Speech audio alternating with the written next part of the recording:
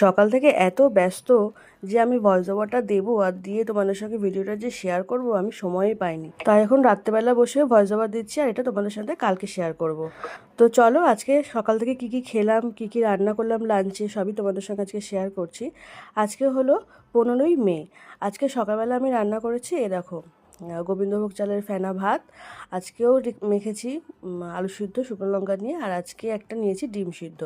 কালকে বললাম না লাঞ্চে আমি গোবিন্দভোগ চালের সিদ্ধ ভাত খেয়েছি, আর সেটা শুনে আমার ছেলে বললো মা আমিও খাবো। তো ওকে আর রাত্রেবেলা করে দিইনি, ফেনা ভাতটা রাত্রেবেলা দিই না, সেই জন্য সকালবেলা ওকে যেহেতু করে দিয়েছি একটু বেশি করে করেছি, আমিও খেয়ে নিয়েছি। আর বর আজকে না খেয়েই ঘর থেকে বেরিয়েছে, 1 কাপ চা খেয়ে বেরিয়েছে, কারণ ও সকাল সকাল বেরোনোর কথা ছিল, রানাঘাট যাবে।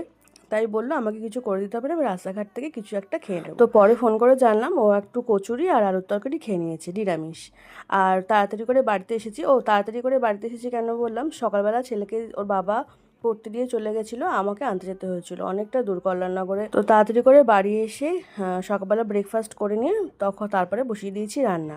তো আজকে রান্না বেশি কিছু করেছি আর মাছ, আর এদিকে করেছি ফুলকপি, মাশরুম আর চিচিঙ্গা দিয়ে একটু ভাজা ভাজা মতন, আর একটু তার মধ্যে নারকেল ছড়িয়ে দিয়েছি। এটা বেসিক্যালি করেছি রাত্রেবেলা রুটি খাওয়ার জন্য। রাত্রেবেলা আবার কি করব, ওর আবার রাত্রেবেলা রুটি খাবে, সেই জন্য একবারে করে রেখেছি, দুপুরবেলাও খেতে পারবে আর রাত্রেবেলাও রুটি দিয়ে খেয়ে নিতে পারবে।